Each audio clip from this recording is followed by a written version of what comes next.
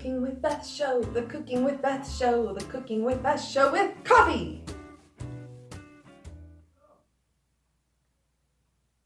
It is not just about putting coffee in a coffee maker and pushing a button. It tastes like crap, and I'm here to show you how to make coffee that tastes good at home. First of all, I highly recommend starting with good coffee.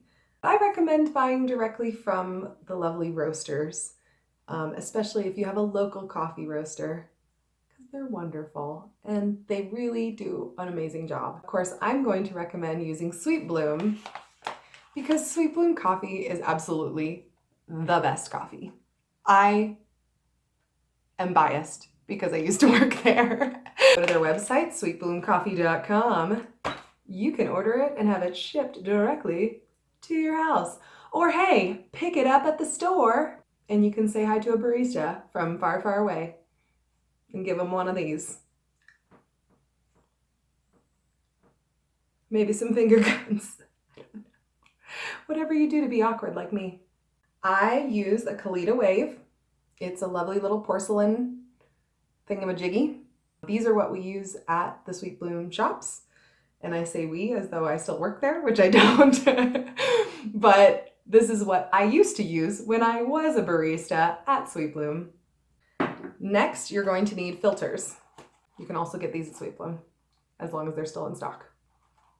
I'm giving bad information. So another supply I like to use is a little scoop.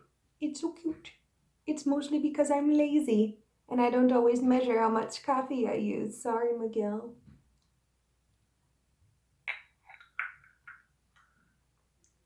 You also need a scale, a lovely little scale to weigh all your things. Mine's just like a regular old kitchen scale. I got it on Amazon forever ago. It works just fine.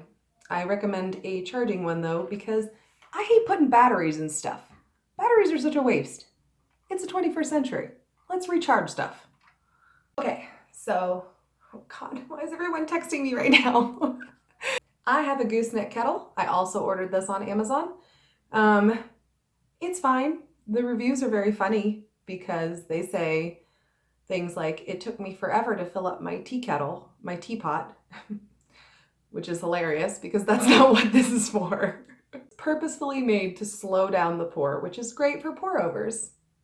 If you don't have a gooseneck kettle and you just have a regular water boiler that pours water out like all over the place, and you want to slow it down, you can use something like this with a little spout to slow it down. It'll cool down the water though, just a warning. Also, if you don't have a kettle, this works really well. I almost just hit myself in the face. If you're gonna spring for all this stuff, you may as well get a kettle. I mean, come on. Come on. Burr grinders are wonderful because they grind the beans at a consistent size so that you get the same grind for all the beans. I have this lovely Bodum grinder, which I ordered online as well. I order lots of things online. It works great. Obviously I haven't cleaned it out in a little while because I'm lazy. Last but very not least, you need a mug to pour your wonderful coffee into. Today we're using the Big Hug mug because I could really use a hug. Take my filter. This isn't a filter, this is a Kalita coffee brewer. I put it on top of my mug. Grab a filter. Pro tip, grab from the bottom because it's already widened. These ones are smaller. You don't need to know that.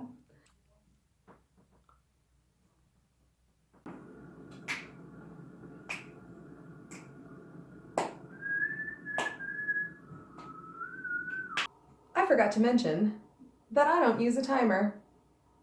Sorry, Miguel, again. I don't use a timer at home. It's not because I'm not lazy. Wait. It takes so long. Okay, so first things first, we're going to wet our filter. The reason for doing this, start in the center and then work your way to the outside. So the reason why you wet your filter is to get rid of any papery taste, because you don't want papery taste in your coffee. You want your coffee to taste like coffee. If you smell it, it smells like paper. Important next step. Don't forget to pour out the water that you just poured into your mug. Since I am being held accountable by video, I'm gonna weigh my coffee instead of lazily scooping it from the bag. You should tare it to that weight so that it's not weighing the little scoop. Take a scoop of your Sweet Bloom coffee or other coffee. I ain't gonna judge. There's lots of good coffee out there. And what we're looking for is about 18 grams. I have one outlet in my kitchen, so I'm just gonna go right over here.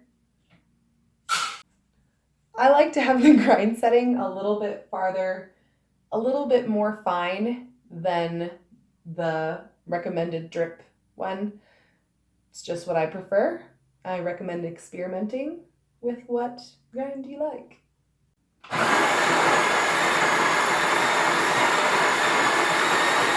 Gonna take my coffee, give it a little knock, make sure it's loose and free, just like my grandma bee. I'm just kidding, my grandma bee was not loose. She was English. Okay, so I'm just tearing this out again just to make sure that I have the right amount of coffee. But yeah, you just shake it so that it all kind of stays even. And I will also be taking you on the journey of pouring the water into my coffee. You're welcome. I'm going to tear it out again. So I'm very carefully going to take my gooseneck kettle, and what I'm doing is I'm wetting all the grounds. So do you see that lovely bloom of coffee that's happening? I just want to make sure all the grounds are saturated. This is the bloom. Let it bubble until it's done. If I were using a timer, which I'm not, this would take about 30 seconds. 20 to 30 seconds. So start pouring. Now, at Sweet Bloom, we do this lovely method of a pulse pour. 1, 2, 3, 4. And then you start pouring right in the center. Nice slow pour. Keep it nice and even. And I'm going to pour about 10 grams at a time. So I'm watching my scale as I'm doing this, which you can't see the numbers on because I planned this terribly. So you want consistency and you want to maintain bed height, which is the height of the coffee grounds with the water in your mug, in your Kalita, in your coffee thingy, I'm gonna stop talking. I'm just gonna keep pouring and bringing you on this coffee making journey with me. Yay! So I'm gonna pour until I get to 285 grams. Now what I'm gonna do is drop the rest of the grounds. So, and what I'm trying to reach is 305 grams. So basically I'm gonna go around the edges, whoop, drop all of it until I reach 305 grams of water. Ah, on the nose. It's like I know what I'm doing. I made coffee. Okay. That's how you make coffee at home. Oh, that's hot.